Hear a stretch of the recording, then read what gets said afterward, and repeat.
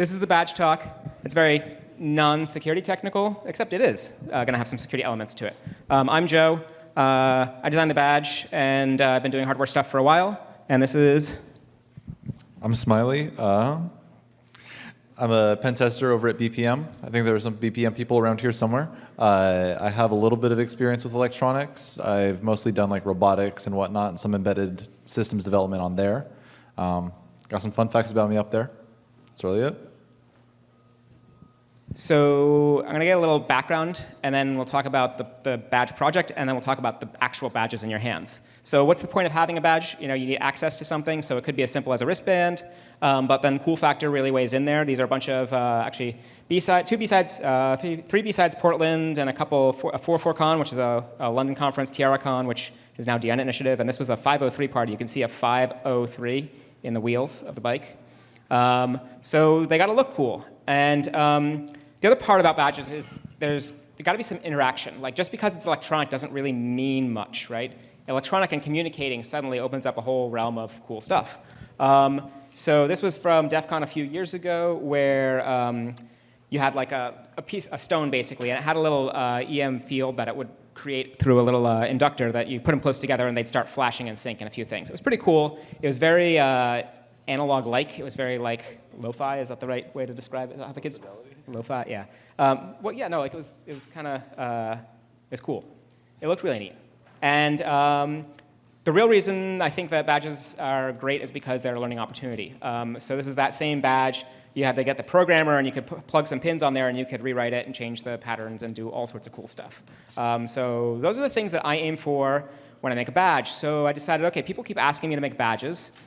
And the answer to the question, Joe, do you want to make a badge for us, is pretty much always no. But I do it sometimes anyway. So the American Badger is Taxidea Taxis. And so this project is Open Taxis, right? It's the Open Badger. The idea is it's going to be an open source badge platform that you can literally like type in the conference name and upload an image, and you'll get all the files you'll need. You get like a badge with a logo on it that you can go send off to a manufacturer. You'll get all the code, and you just like type your like conference name in, and it runs and it flashes all the badges for you. So that's the vision. Not that everybody's just going to copy the same badge, but you can focus on the things that you want to do. So if you want to focus on making a cool game for the conference, you can do that and not worry about the rest of the crap. Or if you want to worry about like the artwork, you can do that and not worry about the software, knowing it's just going to work. So custom. So this is a couple iterations. On the upper right is the first prototypes. And these were for a conference called LabsCon that wanted to have a badge. And actually, we should thank Luda Security for sponsoring that badge and all the research that went into making and developing these and manufacturing them. Yeah, so it starts out with a crappy board that's like wired together with fixes because it didn't work properly. It ends up with this first revision. But then I was chatting with someone who's like, yeah, we're having a hard time with our badges for BSides San Francisco. So, and I'm like, oh, I have an open badge design. You can just take it and run. And they're like, OK, can you help us a little bit like with the hardware and just getting it tailored? Like, sure. So I help manufacture the hardware. And then like the software is like, yeah, I ended up helping with that too. But it's kind of like BSides. You show up and suddenly you're in charge. I used to run BSides Portland. That's how it happened. I showed up. Another idea. I wanted this to be super cheap because conferences shouldn't spend like thousands and thousands of dollars on badges, except when we do. So when we did, I think we had like almost 3,000 of them for BSides San Francisco. They were like $6 each, fully manufactured and assembled and shipped to the United States. For BSides Portland, they were a little more expensive because we were being really complicated with the artwork on it, and also because lower quantities. Like if you have under 1,000, your part quantity costs go up. So I want to do interaction, and what I'm using is infrared IR communication, and it's just basically spitting out a serial port over one IR LED and receiving it on an IR transistor. It's very short range. It's very difficult to figure out any way to track people using it, so it's just kind of like basic, and that's all you really need, and it's also dirt cheap. The bill of materials cost for all of the infrared communications hardware is about 12 cents. And of course, learning. One of the things that I was amazed with, so that the LabsCon project was actually someone else's project that they needed to hand off, and they were prototyping with an Adafruit dev board and a bunch of modules that plugged in, and their bill of materials cost was like $120. But they were using CircuitPython, which I had never used before. CircuitPython is amazing. Who here knows Python? Okay, you all know CircuitPython and can run code on microcontrollers now, okay? How many of you have dealt with microcontrollers before, like embedded systems? Okay, quite a few of you. All you have to do is plug this in over a USB port, and you have the console, and you get all the output from everything that breaks when you push buttons. And if you press Control-C, you get a REPL. You can go and type Python commands in. And if you want to go and modify code on it, you just look at the USB drive that mounts and modify code.py, and that code runs the next time you write the file. So it's super easy. You don't need a compiler. You don't need any tool chain. You just need a drive, a USB like mass storage controller driver in your operating system. So yeah, we went through a mechanical prototype, and then an electrical prototype, and then another mechanical prototype, and then the other one. So all the prototyping has been done, right? For BSides Portland, I moved a couple things to make the artwork work, and I sent it off. I didn't prototype it at all because the whole circuit is the exact same thing as it was, minus 2 resistors. I changed 2 resistors to give a little more range to your IR communication, because BSides San Francisco, they had to be like touching each other. But easy to do, safe. You'll notice it's a AA battery, right? A lot of people really like to put lithium batteries on things because they can last a long time. The dilemma with lithium batteries is they're kind of dangerous. So like walking around with something on that has metal pointy things, as well as a pouch of lithium ion fluid, that doesn't seem like a good idea to me. When we were packing these badges, we flashed them all, we put the batteries in them, and we got 2 badges and put them back to back, put them face to face, and then stacked those. And we actually had batteries that were shorting each other because we put them backwards to each other. And so we're like, why is it smell? We're like, why is it hot? Why is it really hot? And so we pull them all out, we get the batteries out, we check with a multimeter, there's no short, that's what's going on. And we realized you put them back to back, they short each other out, it's bad. So we wrapped them in bubble wrap. Oh well. But if those had been lithium batteries, that would have really sucked, because they would be back to back, and they would be hot, and they would be in a box full of other batteries that were going to also get hot, and that's, yeah. It's not like pagers or anything, but yeah. So I think I'll rehash. I don't know if that was an inappropriate joke, but if I went through these pictures in the opening, but basically added one thing. There's a little power switch on the bottom. So some people, that was hard to find, and I actually realized that's another change. Besides San Francisco, this little plastic thing was a tiny bit longer. It stuck out a little bit more, so it might have been more prominent. But it all depends on which switch is in stock that day and cheaper. And so I probably saved 8 cents or something for using that switch instead of the one with the longer plastic thing. And of course, all the control is that one button in the middle. I love this 5-way D-pad. I used them on other badges before because it's a single component, and it just works, and you get 5 buttons, which is awesome. And they're in a logical format, and it takes up very little space. Again, we IR communication. I put the IR components and actually everything underneath the screen just to hide it for aesthetic purposes, but also kind of shields it from IR noise. So if you're somewhere where there's some flashing IR lights, it's less likely to interfere with your communication. But yeah, hold your badges together, push the button up. They should communicate. If they sit there sitting on receiving, right, then one of you should just push the button, and you'll transfer, and the other will receive it, and then you'll transfer back. And it might get errors. It'll keep bouncing back and forth with errors. You might want to move the badges closer or farther apart or hold them still. And eventually, they'll get the right data across. And if you do it again, it's OK. You'll just get duplicate candy. Oh, there we go.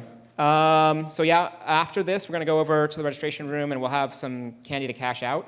Has anybody gotten more than 5 of any one candy type? OK, not many of you. Well, we have a lot of candy, so hopefully, maybe you can all go in there and get in groups of Snickers and Tootsie Roll. There's no Tootsie Rolls, the Twix and everything else, and trade so we can give out some candy and test the code. I haven't actually tested it with more than 8 pieces of candy because, testing. So here's a schematic. It's very small. You may not be able to see, but the big one, that's an RP2040. That's a chip made by Raspberry Pi. It's really cool. It's 64 cents. And it has USB, and it connects to a flash chip which has 16 megabytes of storage space. So like if you told me 5 years ago or maybe 10 years ago, like, oh yeah, you're going to have a badge at a conference, it's going to run Python, and it's going to have 16 megabytes of storage, I'd be like, yeah, right. How much? $500? Like, no, it's going to be $5. I would not believe you, but it's here. And yeah, the battery says not rechargeable on it. That's the battery. Some people were looking at that, wondering if they couldn't plug it in over USB because it would charge. No, there's no charging circuit. There's no connectivity between USB power and the battery, so don't worry about that. The switch is either USB or battery, never the two combined. Anybody have any questions? So I'll talk quickly about the software, and then we'll talk about security, because it's a security conference, and we need to be relevant. So if we look in the tree, we've got basically top-level directory. We have like the hardware, right? We've got a license and a README. Attribution, that was the original game that was used. It was like an attribution game where you had to attribute the APT to like what attack they did and who the victim was, kind of like the game of Clue. So we got a new one for trick-or-treating for this conference, which is a little bit simpler, where we just kind of trade candy. And if we look inside the badge, there's a lot of Python files. I kind of tried. I'm not a good programmer, but like I'm a hardware person that has to make software sometimes. So I'd love if anybody wants to come in and refactor all this code and make it look pretty. But right now it works. We've got a whole bunch of different pages. We have a home page. We have a candies page. We have a what's it called? Trading page. We have a settings page. And each of them is a separate file where you can go and look at things. There's also LEDs.py. And, there's no flag.py. Was there supposed to be? OK, good. There is a flag in the badge somewhere, though. Whoops. So then we've got the controller. This is the software that runs on the host. You can see there's a pub and a priv.json. Yes, there are keys. And to tell you more, oh, yeah. And when you go to check out, you'll plug in your badge. Like have your badge on and the screen on, you plug in the USB cable, it'll go and check all of your candy, and it'll tell you how many you've got. So in this case, I had a bunch of, this is my first time entering, I had 2 of these, 2 of these, 3 of those, 2 of those. I didn't have enough, I didn't have 5 of anything, I had no cash out, and I hadn't been there before, so there was no record of a previous one. Yes, we're going to check so that you can't come back and do it like 10 times, because we know how hackers work. But Smiley's now going to tell more about the threat modeling and security concerns we came up with. All right, so to start off, I don't have any professional photos, so I just decided to throw some funny photos of myself up there. So some security considerations for making this badge were make sure it's a good challenge for some hackers or some nerds. It needs to be able to be reused for other badges, which is why we have the key generation, all that kind of stuff. It has to be semi-efficient, because at the end of the day, it is just a little badge. It's a little Raspberry Pi Pico. And make sure that the security doesn't take away from the fun, because at the end of the day, fun is more important than security, at least here. In life, yeah. Some of the implementations were we threat modeled everything. From day one, when I started this project about a month and a half ago or so, 2 months ago, we started threat modeling the hardware. Then we started coming up with the ideas and threat modeling that. And then finally, we threat modeled the software within that to be the most secure that it can, make sure that they can't be like overflows or underflows or anything like that. It also uses some public key cryptography. It specifically uses RSA 512 for signing and encryption, making sure everything is the most secure. And to make that efficient, we pre-generated a lot of those keys. So those are not done on the badge. Those are done prior to it, and then it is assigned to each badge when it's flashed. Yeah, like I said, most of the security operations are on the server side, because if you ran it on the regular badge, I tested this before, it takes about 30 to 45 seconds to start or make a key pair just using the badge, which times that by 700 badges, and that takes a little bit too long. So some lessons learned from this is that scalability is very difficult. If I only had like 5 of those badges, I would have no issue with making all the keys on the badge itself, because that would take less than 5 minutes. But when there is 700 badges, you want to think about the most efficient way to do all that. Also, I learned that CircuitPython is awesome.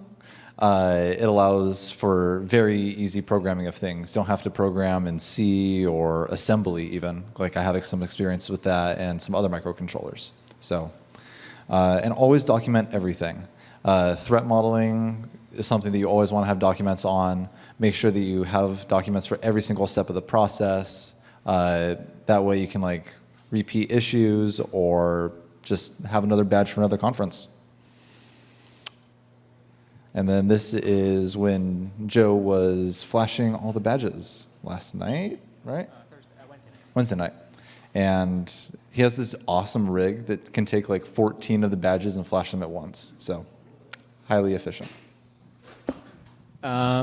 So should we talk about some of the threat models that we actually mitigated versus the ones we did not? We don't have to talk about those. All right, so for threat modeling, one of the big things that came to my mind was what would happen if there was like a replay attack. So if like you record the infrared and then just like replay it, could you cache multiple things of candy? And then at the end of the day, I didn't really care about that. Who here is going to record like infrared? It travels, or it's better and faster than like most modems back in like the 90s and 2000s. So you're not going to get that. And it's incompatible with the flipper. There are some vulnerabilities though that we decided to accept. The main ones that we mitigated or got rid of were anything that could take away from the fun. Everything that we allowed to happen does not break the game for anyone or any of that kind of stuff. It can only increase one's fun and chances to get more candy. Can't take away from other people. So that's all the threat modeling, really. Any questions? I just want to say thank you for threat modeling. I like to call it armchair hacking because that's where I just sit there for like 6 weeks and talk about things, and then in the last week we do all the coding. Yeah, it's like that is exactly how it happened.